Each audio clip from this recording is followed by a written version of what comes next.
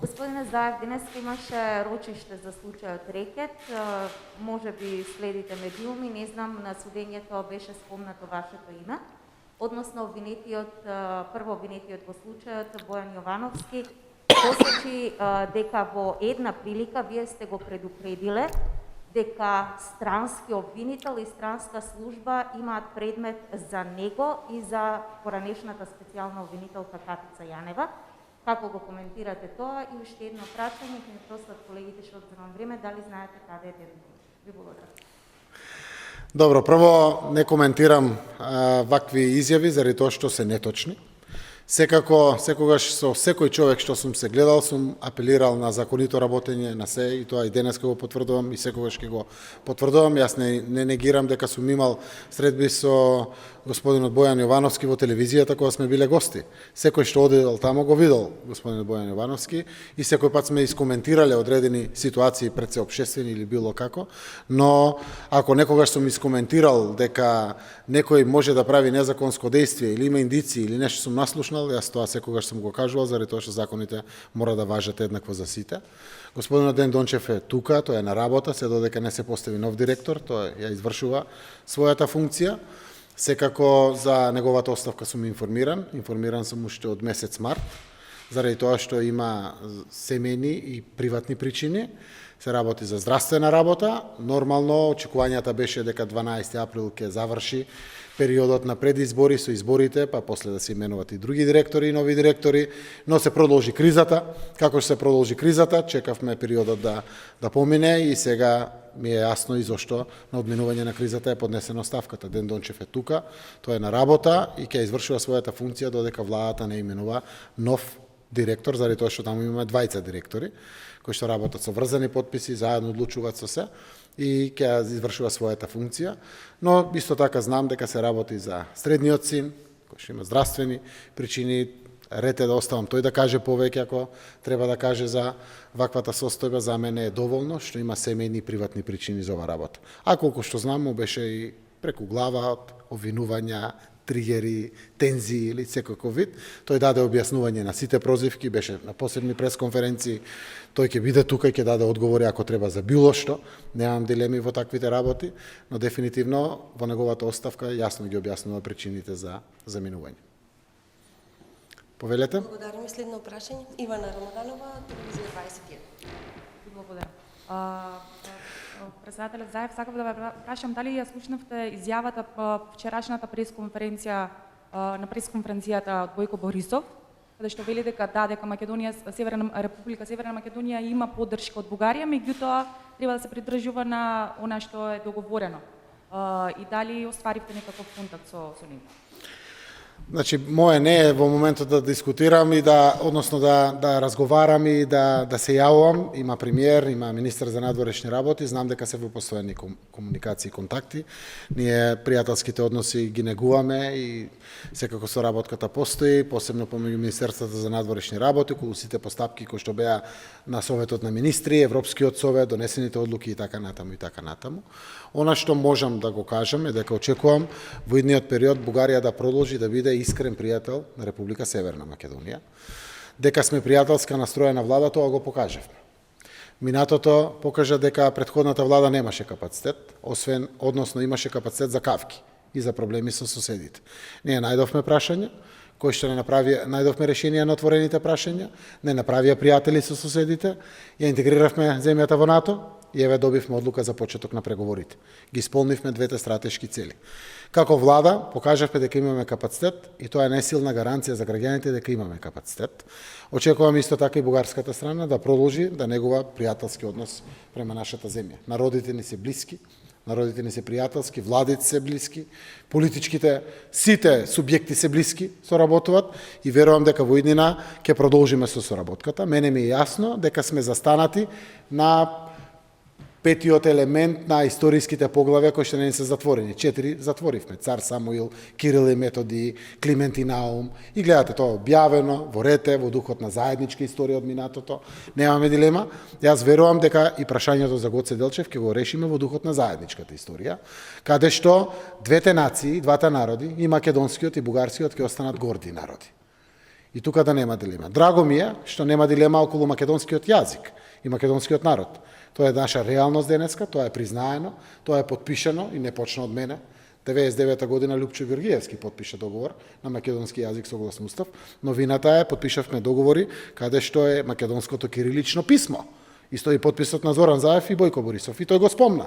Тие него негираат. Современ политички субјект, па дури современа европска влада не може да негира идентитет. Идентитетот е наш упишан во личната карта на Обединените нации, признаен од целиот свет. Но верувам во наративот кој што е испровоциран од домашната опозиција, сега се ствара една ваква тензија која што треба во духот на разумноста, одговорноста и пријателството да ја надминеме.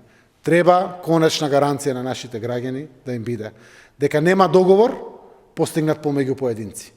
На крајот тоа се институциите, влади, парламент и народите. Затоа договорот за секое следно прашање ќе биде придобивка за двата народи, за двете земји, за двете влади, за двата парламенти. Затоа што само тогаш имате договор кој што живее, функционира и гради пријателство. Ние напишавме договор и подпишавме договор за добрососедство, пријателство и соработка. Тој договор, во духот негов, треба да ги решаваме работите за пријателство, добрососедство и соработка, а не за кавги и проблеми. И верувам дека тоа ќе го направиме. Ако е некој капацитетен за ова работа, владата предводена од Социјалдемократскиот сојуз тоа го покажа. Апсолутно идентитетот, нашиот македонски јазик, дека сме македонски народ, е прашање кое што е надвор од сите можни кулуари. Јас верувам дека бугарската страна во периодот кој што доаѓа тоа ќе го каже уште почисто. Сум благодарен досега. Премиерот Бојко Борисов е мој личен пријател, не само како премиери кои што соработувавме. Јас ги знам и неговите лични сваќања, ги знам и проблемите во Бугарија, јас знам и дискусијата, но бугарскиот народ сака да биде пријател на македонскиот народ. И треба така да се поставиме. Македонскиот народ сака да биде пријател на бугарскиот народ и треба така да се поставиме. Во духот на тоа, верувам дека ќе се изнајде решение. Истовремено, ја познато е за јавноста, дека имаме договор пред избори, дали се во Бугарија или во Северна Македонија, не правиме договори, не наоѓаме решенија. Зошто? Заради тоа што притисокот, па дури и врз историски комисии, не мора да се политичарите, е поголем. За да може растаретено да градиме пријателство, низ наоѓање на практични решенија. Благодарам. Повелете? Да, на самиот крај да бидеме коректни, да поставиме прашање кое што го добивме на нашиот имейл, доаѓа од Центар МК. Мицкоски денеска рече дека по најмалку 4 индикатори економијата не само што не блеска, туку се движи директно во амбис. Кој е вашиот коментар? Повелете. Добро, еве вака, уште еднаш господинот Мицкоски покажа дека може го бива за статистика и за статистички податци, но за економија сигурно не го бива. Прво, зборува дека повеќе не блескала македонската економија, не блеска никоја економија во светот, сите се во рецесија, така сме и ние. Затоа што корона кризата и вирусот се случи секаде, се случи кај нас. Доброто е што сите параметри покажуваат дека ние подобро се справуваме со сите. И второ, меѓу извештаите на Светска банка и на многу други институции се покажува дека кај нас импактот врз економијата ќе биде најблаг. Прво тоа покажува дека мерките одлучени од владиниот кризен штаб биле вистински димензионирани, да ја заштитат здравствената состојба на граѓаните преку сите рестрикции, а при тоа да ја дадат живот на економијата. Освен неколку дејности кои што беа комплетно затворени, сите живеа. Секаде имаме импакт и секаде имаме погоденост од кризата. И тоа го гледаме низ бројките, 30.000 компании. И тоа е така. Но сите тие компании работат и функционират. И затоа нашата погоденост ќе биде помала од сите други земји во регионот. Втората работа е што навремено ја дочекавме кризата, благодарение што за 2,5 години имавме можност да ја дигнеме економијата. Од минус 1,8 на 3,8, на 3,6%, каде што имавме можност да дадеме подобри плати на лекарите, на медицинскиот персонал, па верувам и таа мотивација беше доволна и плюс причина за да професионално, со голем респект према нив, здравствените работници ја завршат својата работа, а поприлично дадовме и сериозна зголемена потрошувачка моќ и на пензионерите, и на образованието, и на културата, и на социјалната заштита, на детските градинки, на сите. Сето тоа е зголемена потрошувачка моќ. Ако и гледате параметрите, денеска и ги направите само споредбите со сите други земји, ќе видите дека и нас се поблаки. Тоа значи, уште сега е видливо дека импактот во нашата економија ќе биде многу поблаг, од импактот кој што ќе биде поголем на паѓање на економиите во другите земји. Точно е, тој кажуваше 4 параметри и јас ќе ги кажам. Првата е 120 милиони евра сме потрошиле повеќе, да имаше 240 ќе потрошевме. Тоа значи бризгување на пари директно. 85 милиони евра имаме субвенции платено од 140 што се плаќаат годишно. Сега ги имаме пуштено парите. И тоа е добро, нека трошат луѓето, нека имат пари. Оти некои тоа живеат. Капиталните инвестиции се зголемени за 15-20% повеќе од 2019 во истиот период. Што значи сме реализирале дополнително повеќе за да имаме јавно потрошувачка уште поголема. И тоа е факт. Навремено се исплаќаат платите. Пензиите. Никој тоа не го кажува. Нека да имаме во светот застој на плати и пензии, заради тоа што се нема капацитетно, сите преговарат за кредити. Ние тоа го завршивме. Истовремено успеавме по сите можни основи да бризгаме пари. Имаме 16 милиарди, односно 16% повеќе вратено ДДВ од лани во овој период. Тоа се вратени пари назад. Значи да имало повеќе државата уште повеќе ќе пуштала пари. И тука нема дилеми, тоа не е слабост, тоа е предност. Значи владата знае дека треба да биде од помош и да помага и на домакинствата и на компаниите. Втората работа околу намалувањето на приходите, кој што го коментираше. Ако гледате делот на првиот 4 месечија, заклучно со април, данокот на добивка е поголем. И ако земете само април како најпогоден месец, има 1 400 повеќе наплатено пари, од кои што само 100 милиони денари од таа 1 400 се авансирана добивка, како што дадоа неколку компании на кои што сме им благодарни. Но тие се 100 милиони. 1 300 имаме повеќе наплатено во споредба со 2019 година. И тука нема некоја посебна филозофија. Тоа значи дека 2019 година фирмите биле со поголем профит од 2018. Затоа сега плаќа добивката. Затоа се тие 1 300. Данокот на личен доход е скоро на исто ниво. Тоа покажува неколку параметри. Дека работниците се на работа. Агенцијата тоа го потврдува, века 8160 се ново невработени, од кои што 4280 им завршило работното определено време. Значи не се тоа отпуштени, завршено работното определено време. Не се 140.000, не се 100.000 колку што кажува опозицијата, туку се 8160. Каде што директно ги презимаме и им помагаме со просечна плата, која што ја добиваат како просек од платата што ја зимале. Дополнително очекуваме 15.000 да се јават во новиот дел на социјална помош. И тука сме обезбедени финансиски. Тие луѓе да ги пречекаме, обезбедиме и им помогнеме. Со 7.000 денари плюс 1.000 денари енергетска ефикасност, во зависност дали е 3 члено, 4 члено семејство, доаѓаат од 10 до 15.000 денари да имат одреден приход, кој што ќе го зимат како семејство. Така да во делот на личниот доход се држиме на исто ниво. Вкупно е паднат ДДВ. И точно е. ДДВ-то е доказ дали економијата е падната, дали е дигната, дали е на исто ниво. Но седиме дома и не трошиме. ДДВ-то е паднато навсекаде во светот, паднато и кај нас. Ако го земеме само април месец, можеме да видиме дека ДДВ од земјата, од дома, е 97%. Паднато е 3%. ДДВ од увоз, кој што увезува Джонсон Мети, репроматеријали за катализатори, тоа ДДВ го враќа, кој што го плаќа, кој го увезува и го враќа, а ние го враќаме ДДВ-то многу повеќе, со 16% динамично повеќе, и затоа вкупниот процент на паѓањето на ДДВ-то е поголем. Но при тоа, ако увозот паднал за април месец, тоа значи и повратокот на данок после 30 дена во мај месец ќе биде помал. Едно на друго се избалансира, така да и падот на приходите и се вкупниот пад на економијата е помал од сите земји во регионот. Индустријата е погодена е во целиот свет. Денеска имавме статистички податоци, само да излезе некој да ги спореди статистичките податоци со било која земја околу нас, па дури и со било која земја во Европа, и ќе види дека Република Северна Македонија е една со подобрите перформанси, ако не е една од најдобрите со перформанси. Зошто? Заради тоа што рака на срце и структурата на економијата ни е таква. Прво, најголеми полначи на буџетот, ево во ДДВ, се малопродажбата, фармацијата, енергетиката, тие не се погодени од коронакризата. Тие некои имат и екстра профити. Од малопродажба на секаде купуваме намирници, енергијата ја трошиме, седиме дома, делот е паднат само на делот на производствени погони кои што застана или намалија своите капацитети, фармацијата исто така, дезинфициенци, лекови, сето тоа оди во дистрибуција. Некаде најпогодени дејности ни се угостителство, туризам и транспорт. Угостителство и туризам се на 10 или на 12 место по полначи на буџет. И тие се најпогодени и затоа импликацијата во буџетот е помала. Таква е структурата на нашата економија. Но земјоделието оди напред, расте. Тоа е 12% од бруто домашниот продукт во државата.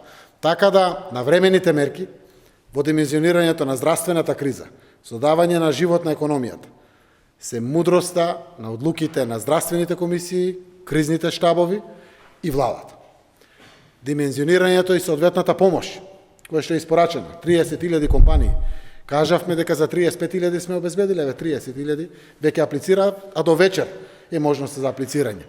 Се навремени, ги користат граѓаните и ќе помогнат. Резултат за тоа се 8.160 нови невработени, не 140.000, 8.160.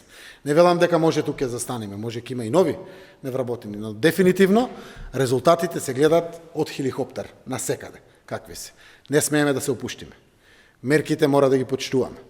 Прво здравствените мерки. Нема поважно од здравието. Економија важна, ама не е најважна. Здравието е најважно. Да ги слушаме здравствените власти, она што го кажуваат и да го почитуваме. Гледате, имавме 5 случаеви, 7, 8, 13, 33. Значи, некаде пред 7-10 дена нешто не се почитувало, па излегле 33. Тоа е филозофијата. Ако се олабавени мерките, треба да се задржуваат, да ги почитуваме здравствените власти, почнуваме од премиер до министри, политичари, нас сите. Затоа што не ни требат нови пикови. Трендот е надоле, кривата паѓа, се надеваме дека на времено ќе падне доле, за да може да го вратиме животот во нормала. Економијата ќе има своји реперкусии, ќе треба да работиме многу на таа економија сите, колку помал е импактот и позагрозена, толку побрзо ќе ја дигнеме. Јас верувам дека се што правиме, правиме на времено. Затоа сега веќе разговараме за ревайвал, за заживување, за рестарт на економијата, за нов почеток. Секоја криза е и нова можност. И како нова можност, ние треба да видиме кои се нашите потенцијали. И сега ги гледаме потенцијалите, земјоделието не е искористен потенцијал. И треба да го искористиме. Ајде да видиме кои се новите дејности. Што можеме ново нешто да произведеме, што има траен пласман, добри цени и да го модернизираме. Дали можеме да отвориме дополнителни откупни пунктови, винарии, преработувачки капацитети за виното, дестилери и слично. Разговараме во целиот тој област. Сонцето не е искористено, а велиме green economy, зелена економија, да искористиме. Да видиме што може да направиме во тој дел. IT и дигитализација мора многу да работиме. Цел свет работи, може да бидеме мала Малта на еден начин на почетокот. Малта е помала од нас, но можеме да бидеме на почетокот на што стартувале да учиме и да го искористиме таквиот дел. Електронскиот начин на трошење, заработка на пари, можеме сега да го воведеме. Да не зборувам за сите други предности кои што ги имаме како македонска економија и треба во моментот да ги искористиме. Кажувам сублимат. Државата има намален дел од приходот во буџетот. Криза е секаде, криза е кај нас, влијае на буџетот намален. Обезбедивме пари да го покриеме таа дупка во буџетот. Обезбедивме пари за првиот и вториот пакет на мерки. Еве се испорачуваат. Имаме капацитет да обезбедиме трет пакет на мерки. Тоа само кажува колку е стабилна македонската економија и колку се навремени мерките. Јас верувам дека владата ќе има доволно храброст, сите своји ресурси да ги впрегне за вбризгување на пари преку приватната потрошувачка, кој што ни е 65% од бруто домашниот производ, и јавната потрошувачка, кој што е 15%. Тоа се 80. 20% е и увоз-извоз, меѓународното движење на капиталот, но приватната потрошувачка и јавната потрошувачка треба да бидат навистина потпомогнати и ќе видите дека ќе се развијат убави мерки за подршка на угостителство и туризам. Угостителството и туризам ни се предност. Може ние немаме мориња, не знам што. Но она која што угостителството и туризмот во бруто домашниот производ може да го има како учество, до сега не е ни 50%. Зборам пред кризата. Ајде сега да го дигнеме. Да овозможиме дополнителна мотивација за ресторани, хотели, туристички објекти, туристички потенцијали се, за да може да го тереме, а секако ајме да го помогнеме најзагрозениот сектор, кој што во моментот го имаме. Така да, тоа што го зборува господинот Мицковски се само статистички податоци, објавени од Центарот за статистика, уште еднаш кажува, значи коректно е да ги кажеш податоците, да кажеш добро, криза има и кај нас, како што има во целиот свет. Значи, он зборува како да не е ништо да не се случило во Македонија, како да нема никаква криза или слично. Тоа само по себе кажува дека пуста политика, голо политиканство, само тоа го интересира и ништо друго. Се заради тоа што се очекуваат избори во државата. Наш прв приоритет е здравјето на граѓаните и економијата. Насочени сме тука, сме им подршка на граѓаните, треба да знаат дека државата, министерствата, институциите постојат заради граѓаните, ќе направиме се, а имаме капацитет тоа да го направиме, апелирајќи секако и понатаму на солидарноста, која што е важна работа, за да можеме уште повеќе да бидеме капацитетни во помагањето.